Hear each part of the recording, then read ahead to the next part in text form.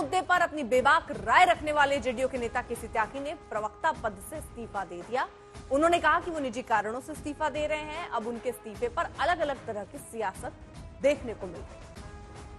कारणों से जेडीयू के प्रवक्ता पद से इस्तीफा दे दिया।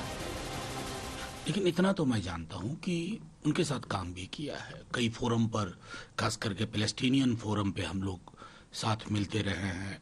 हमारा एक सा स्टैंड है, ये हमारी पार्टी का स्टैंड है और लगभग कमोबेश वो वही चीजें बोलते हैं इन मुद्दों पर जो गांधी नेहरू के टाइम से या लोहिया जी का विचार था।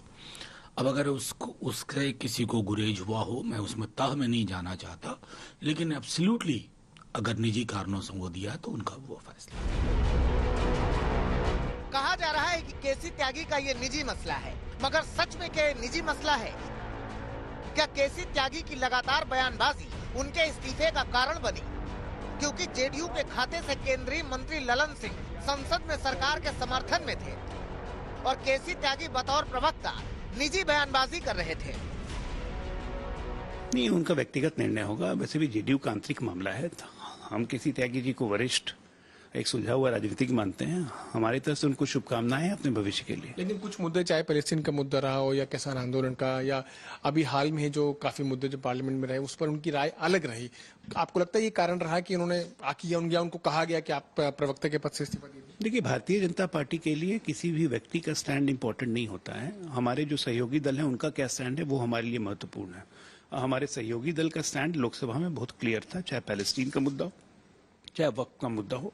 ललन सिंह जो इनके नेता हैं, हमारे केंद्र सरकार में मंत्री भी हैं, उन्होंने खुलेआम वक्फ बोर्ड में हो रहे सुधारों की वकालत की थी।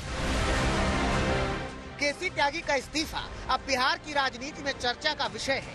विपक्षी दल उनके इस्तीफे को अपने हिसाब से परिभाषित कर रहे हैं।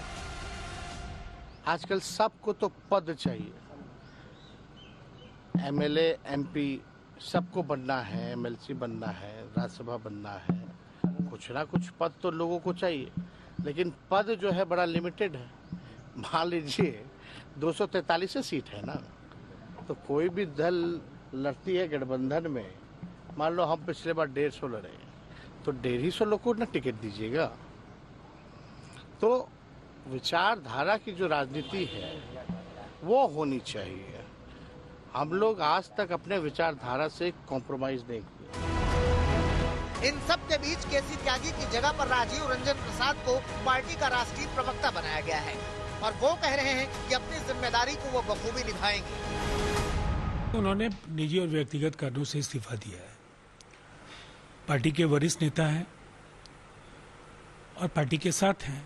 जहाँ तक हमारी नियुक्ति का सवाल है तो पार्टी ने पूर्व में भी जो भी जवाबदेही दी है उसको ईमानदारी के साथ मैंने पूरा करने का काम किया है। उस पत्र में ऐसी कोई नाराजगी उन्होंने नहीं दिखाई है और बल्कि उन्होंने समय समय पर अपना योगदान देते रहने का निश्चय भी दोहराया है। इसलिए इस तरह की बातों का कोई औचित्य नहीं है।